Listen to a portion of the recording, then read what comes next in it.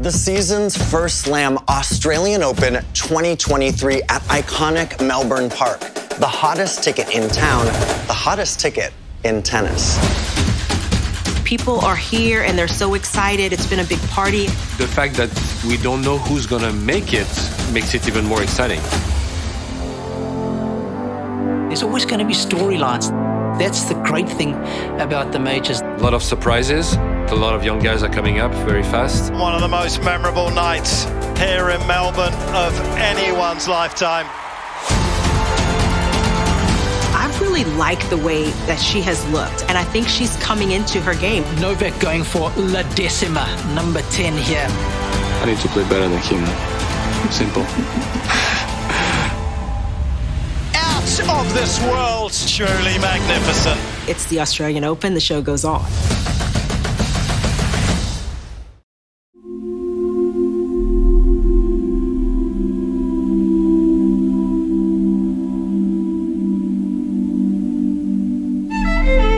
I think tennis is really cinematic. To sit there really and watch extraordinary human beings do something with such precision. I mean, it might be a bit like what you admire about a really great actor. An unbelievable psychological discipline. There was a plot twist and the next thing, it all fell away. It's just like the most dramatic movie, really. The season's first slam, Australian Open 2023 at iconic Melbourne Park. The hottest ticket in town, the hottest ticket in tennis. It's the first slam that Serena and Roger will watch as retirees. Iga, Ons, Coco, Felix, they are the here and now. The new stories unfolding, and what stories can the new youngsters coming through create, or perhaps some of the old guard, can they create history? They are not going to relinquish their stranglehold on this event, certainly on the men's side, anytime soon. You know, Rafa coming back after what he was able to achieve last year, and then looking to come back this year and defend. But of course, Novak's back in the mix now, so how is that going to affect his chances? Novak going for La Decima, number 10 here at the Australian Open. Of course, the big question is, how is that left hamstring going to hold up? I do feel that Djokovic is hampered a bit, but it's so impressive the way he is still able to manage a point, manage a match, and I think it's going to be tough for anybody to kind of dethrone him. And then you've got the Herculean efforts of people like Andy Murray. Man, that guy's heart, it's the size of I don't know what, but he just keeps digging. It just shows you that this generation, it's just been jaw-dropping. Tennis is in an incredible place. Everybody said after the top three will stop, it's going to be a disaster. I don't think so. I think the level is great. You have a lot of exciting players with Berrettini, Zverev, Medvedev, Tsitsipas. I think Steph is in a good moment. He has a chance to be in the final, potentially. And then again, the next one with the young ones. You think of the likes of Yannick Sinner, who I'm a big fan of. I love the way he plays. Francis Tiafoe, Holger Rune. That guy's got game. And then you've got somebody like Sebi Korda, comes from a family with rich tennis history, especially here at the Australian Open. I think the Americans have got 13 players inside the top 100 as we speak right now at this year's Australian Open. The American men, they're friends. They know each other. They've practiced together, or they've played some of the same tournaments, or, their careers have sort of, been aligned in some small way. And so I think it makes it a little easier to relate and to feel like, okay, I can take a little motivation, from Taylor Fritz getting into the top 10 with Francis Tiafoe. I think, he's been a real motivating factor. Right now, I feel like things are working for the American men. We've seen new faces. Ben Shelton, he's great, and I was impressed by his tennis. First time in his life he's competing out of the US. Nice to see Michael Mmoh doing well, because he was a top junior. Tommy Paul has been putting in the work over the last year or two. He's quick around the court. He's added a level of aggression to his game, and now those dividends are paying off. Jessie Pegula has been so impressive, obviously working her way up the ranks. The fact that she's had 3 quarters in a row now here at the AO, it tells her that perhaps this is going to be the one where she does it as far as the majors are concerned. Somebody like Coco, she likes to be the attacking player. She's the one who likes to be on offense. She's going to be a multiple major winner. I think With Aryna Sabalenka, I've really liked the way that she has looked, and I think she's coming into her game. Elena Rybakina, the win in Wimbledon last year, I think that was a massive boost for her confidence. She has got some serious shot making on both sides. Magdalene, for me, she's a player that I have a lot of respect for. I've been watching her for quite a number of years. And I think even having Iga Swiatek kind of burst up the way she has, I think that's given Magdalene a little more motivation as well. Ostapenko is another one of those players. It doesn't matter who's on the other side of the court. She's got unbelievable self-belief. And when her shot making is on, we know that she can beat the very best. I've been impressed with Azarenka. The pedigree, the champion that she is, the experience. It's one of those intangibles that you can't look past, especially here. I believe she can beat anybody in the draw. Big news coming out of the Australian Open with Carlos Alcaraz, the world number one, pulling out. Venus Williams withdrawing with an injury. Ajla Tomljanovic pushes to keep her Australian dream alive. This is the worst thing that really could have happened this year, and it did. You know, the start of the year is always a little bit tricky, and you hope that your best players are going to be healthy, they're going to be able to play and compete the first major of the year. So when we had the pullouts with Alcaraz not coming, of course, the number one player in the world as far as the men are concerned, you know, the local interest with Ajla Tomljanovic and, of course, Nick Kyrgios. Obviously, I'm just exhausted from everything and, you know, obviously pretty brutal.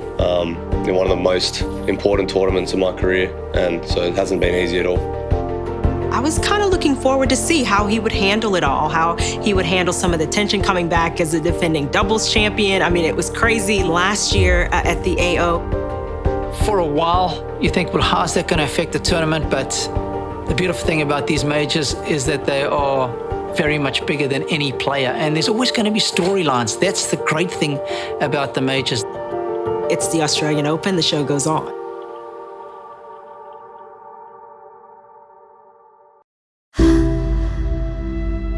Each special Australian Open is also the magic of the 5 sets, where you can be down 2 sets to love and end up winning. And the fact that we don't know who's going to make it makes it even more exciting. It is the legend against the local. He drops the anchor and he secures himself the second set. It's 3 a.m. in Melbourne and we're pulling an all-nighter. The match was obviously very up and down. I mean, there was frustration in there, there was tension, there was excitement. On one of the most memorable nights here in Melbourne of anyone's lifetime, Andy Murray somehow masters Kokkinakis in the greatest comeback of his career. Thanks so much to everyone for staying. I appreciate that. Everyone, including me, I think we should all get off to bed now. This generation, what they have achieved, it's mind-boggling. And then what they still want to achieve, even though they've achieved so much, you know, it just takes it to a whole different level of respect and appreciation. And most importantly, the love they have for the sport. These opportunities for players like McDonald do not come around every day. And at this stage of his career, he will look to try and capitalise on it. That doesn't look good. It's not the foot, is it? Is it a hip flex or a hammy? Not going to lie, this feels like a pretty significant moment. What a punishing game this has proven to be. This is close to the end. You just don't want it to be the end. You don't want to believe it's the end. McDonald strikes late in the third, and it leaves him serving for the greatest win of his life. Mackenzie McDonald topples the defending champion here in Melbourne. If it is the end of seeing Rafael Nadal in Melbourne, it has been beautiful. It has been unprecedented. And whatever happens next, there will be no one like this man. There will never be another Rafael Nadal. It's amazing how many times in his career he's not been able to complete a Grand Slam or miss a major because of injury. And it's come to hamper him here again. What a story. She's taken her opportunity against a world number 2. Ons Jabeur, not quite her usual self. He takes out Daniil Medvedev in straight sets. Daniel Collins just didn't quite quite have an answer when Eleanor was at top line. A lot of early losses from top seed players, so a lot of surprises. But this Australian Open is always special because it's the first Grand Slam of the season, and it happens really early after the pre-season, which means that a lot of players don't have really time to compete a lot, and some of them need a lot of matches to feel really fully confident. So it's not rare to have surprises. This year maybe a bit more than other years, but maybe also the fact that a lot of young guys are coming up very fast, and we've seen new faces.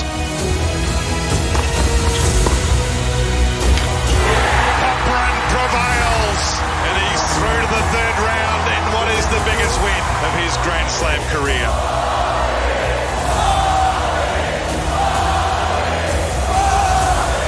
You guys were just incredible. Oh my God, this is crazy, man. I'm gonna keep working. I'm gonna keep pushing. I'm gonna try and keep going all the way, man. Man, I love you guys so much. Thank you.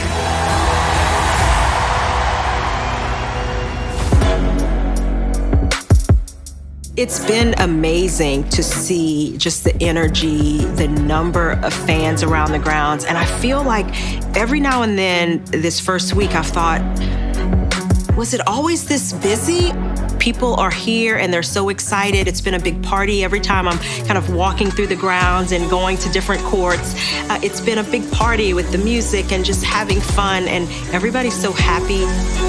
What is great here in Melbourne is that you have communities from almost all the countries in the world who are here and who come to support their favorites. That's great. It's so special, and the players love it so much. Record crowds, the biggest in the sport's history here. It just creates an atmosphere of excitement. We've had a little bit of a changing of the guard with Ash Barty retiring, and Iga Swiatek, I think, was so impressive the way she stepped into that space. And after already being a major champion, I think it's not easy to kind of keep finding your place in your space, find that level of consistency, the level of belief week in and week out, and that's something that Iga Swiatek has done. Rybakina will serve to knock out the world #1. And it is a seismic shock here in the women's draw at the Australian Open on an idyllic day. It is utopia for Rybakina. Well, I felt the pressure, and I felt that I don't want to lose instead of that I want to win. Into the quarterfinals she goes. Coco Gauff exits. It's difficult in a Grand Slam, but I hope that she continues well in the tournament now that I'm out. I hope she wins it. Yeah, so I'm rooting for her all the way.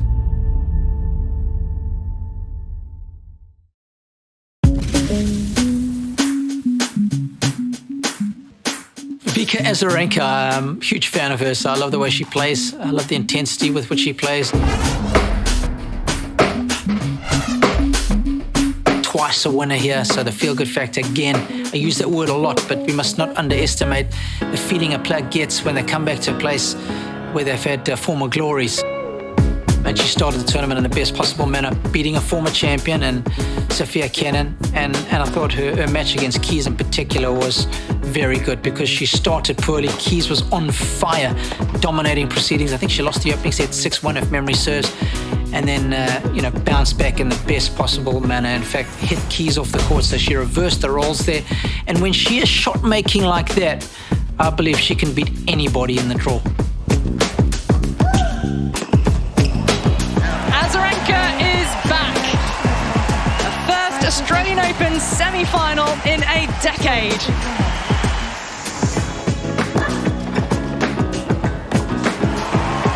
Aryna Sabalenka, absolutely brilliant today. A straight sets winner and through to the semi-finals of the Australian Open. Cool, calm, collected, and into the semi-finals. The Wimbledon champion into a semi-final at the Australian Open for the first time.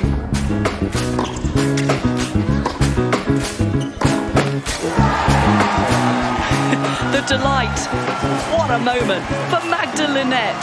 Uncharted territory for the Polish player. Straight sets victory. She grew up idolising Monica Seles, and she's playing like her too. What a performance.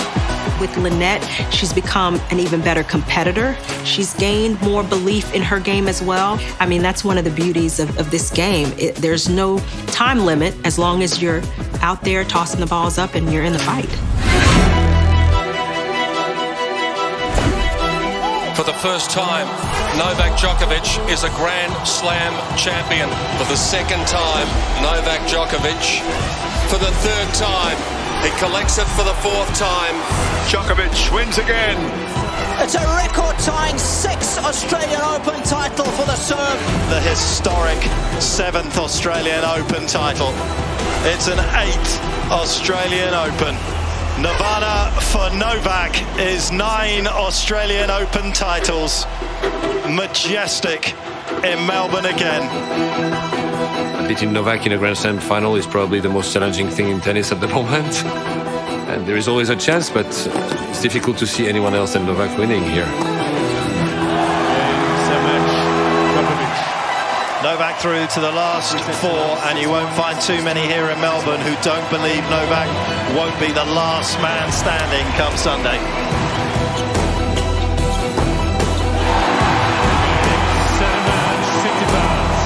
For a third consecutive year, Stefanos Tsitsipas will find himself in the semi-finals of the Australian Open. Hashanov wins. He's through to the semi-finals here at the Australian Open. I need to play better than him now. Simple. Tommy Paul, a sagacious performance from the 25-year-old to cement his spot in the final for American tennis is coming in a big way.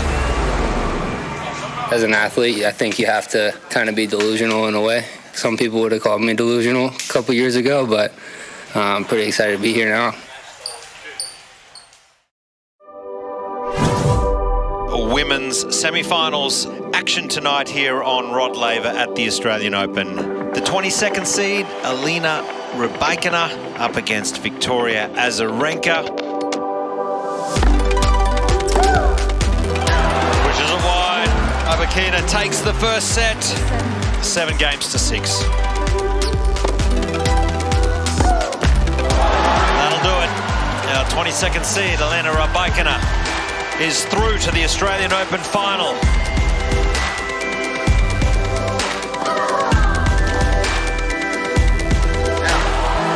For a 4th time, she is just 1 set away from a place in a major final. The previous 3, she hasn't been able to get there.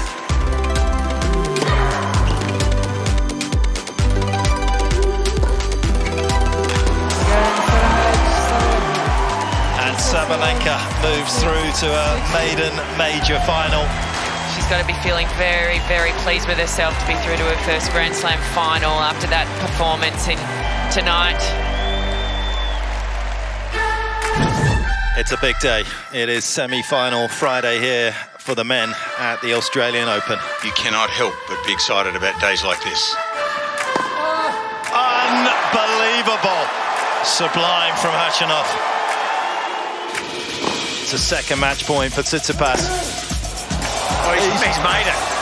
What drama, what guts, and now what tension.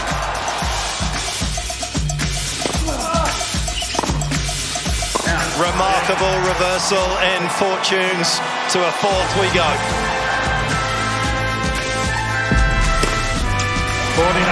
Well, he's taken the scenic route to get here. What a moment. But it was worth the effort. 3 match points. We're going to see Steph on Sunday. He makes his way through to the championship match. And will it bring him the ultimate glory?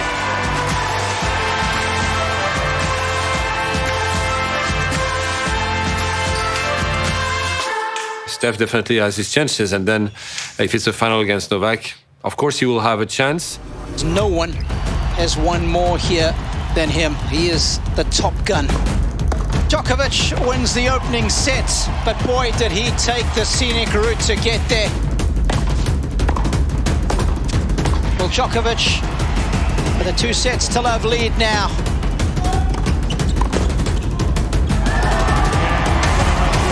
Novak Djokovic looking to continue his quest to climb into a galaxy of his own.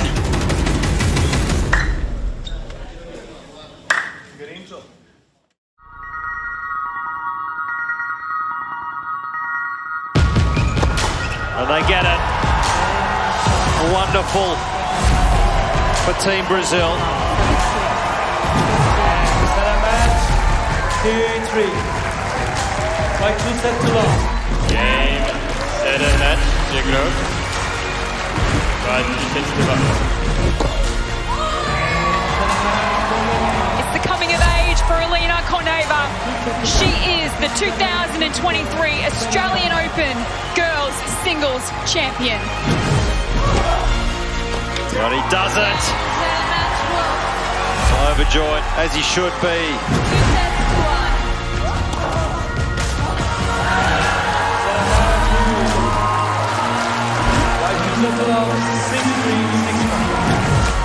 Game, set, match, whatever.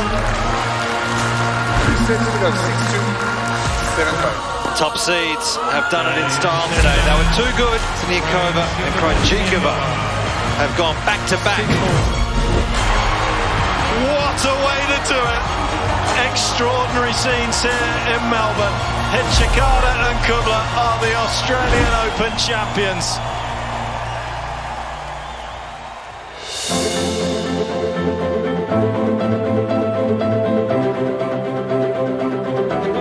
You know the checks they get, the money they get at every level. Doesn't matter what level tournament. Every time a girl or woman receives money from tennis, it goes back to that day when we signed the $1 contract. That is so relevant still. I think every tennis player, man or woman, or how they self-identify, that they should know this, because that's the moment of truth. It's a wonderful day here in Melbourne, and it is the women's singles final here at the Australian Open. Game gets off to a dream start. Elena Rybakina has wrapped up the first set in 34 minutes. Oh, that's so good.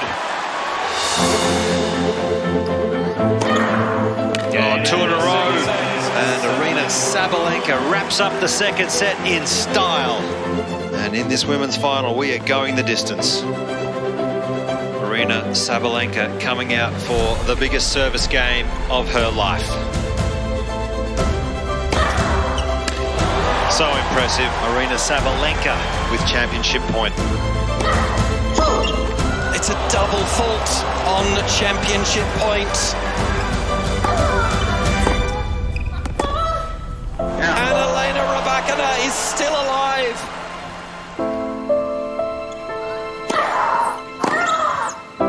Sport does cruel things to the mind. I've been dreaming about this moment. I don't even remember for how many years. Aryna Sabalenka is the Australian Open champ. Such an inspiration to receive a trophy from you. Thank you so much for everything you've done for our sport. I will love Australia till the end, of my life.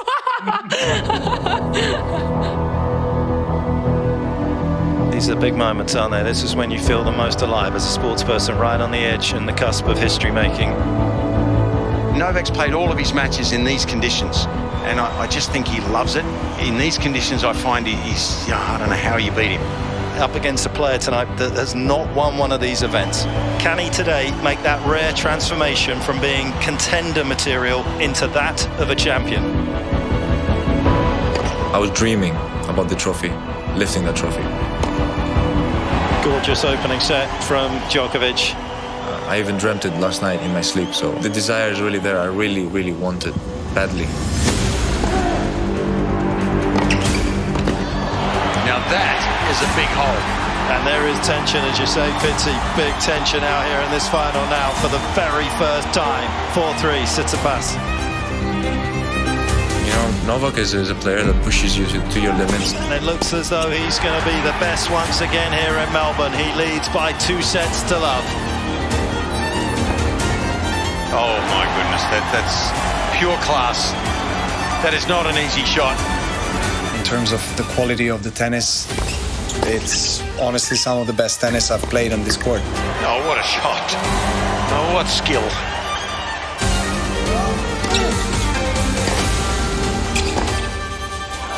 A statement there. And Djokovic just rallying the crowd to get out of their chairs.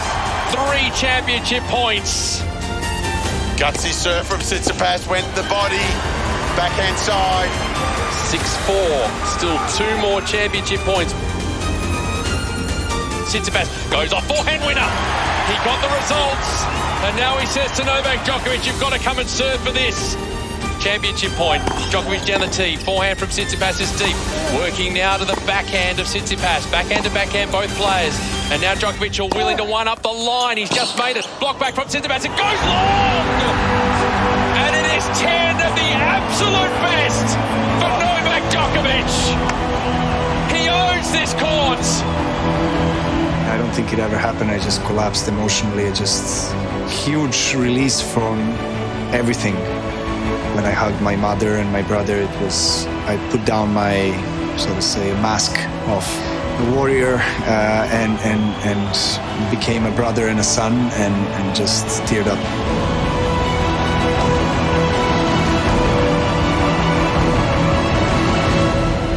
It touches me deeply that, people think that this, exceeds tennis. Of course, I'm very proud and happy.